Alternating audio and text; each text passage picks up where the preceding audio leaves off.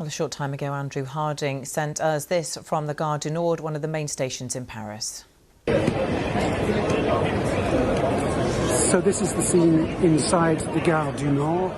Many hundreds of people left waiting for trains that are arriving and departing because of these coordinated attacks on the high-speed rail network. The authorities here are insisting that they are having some success in diverting those high-speed trains onto other lines, and so although the network is severely disrupted, trains are still on the move, and they're hoping that over the course of the next few days they will manage to sort things out and get everybody where they need to be.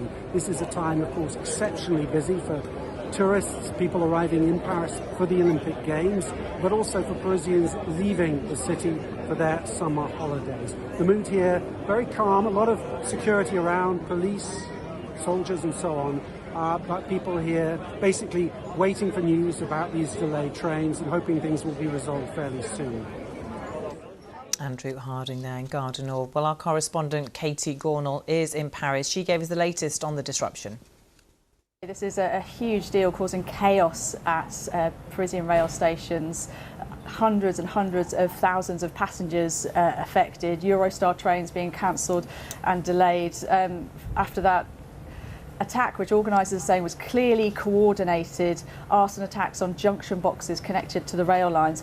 And it's hard not to see a link to the Olympic Games with the opening ceremony just hours away. But this will cause chaos for fans travelling to the Olympic Games and subsequently trying to get around the city once they're here. Now, we have heard from the organisers Paris 2024 in a statement. They say that Paris 2024 has taken note of the incidents affecting the Atlantic North and East lines of the SNCF rail network. We're working closely with our partner, the rail operator SNCF, to assess the situation, but they are bound to be concerned because there is a huge security operation anyway underway here in Paris, particularly focused around the River Seine and that 6-kilometre stretch of the river that will play host to the opening ceremony, an opening ceremony like no other, the first to take place outside of a stadium. It was already going to be an incredibly difficult event to police and secure. There are 45,000 security personnel on the streets of Paris guarding that border. There's almost like a ring of steel around the river right now, with miles of metal fencing, checkpoints and police checking QR codes to allow people to move around. So this will, I think, put authorities on alert, but it's not something that they won't be prepared for. Last year we heard President Macron talking about the opening ceremony, the security difficulties that might entail, and he said, look, we have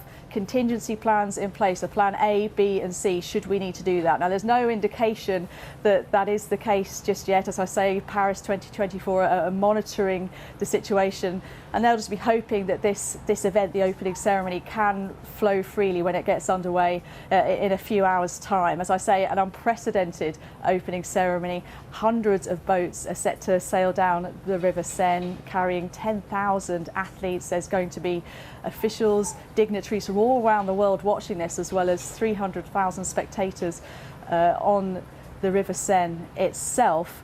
A massive security operation, and they'll just hope that everything still flows smoothly and can still go to plan.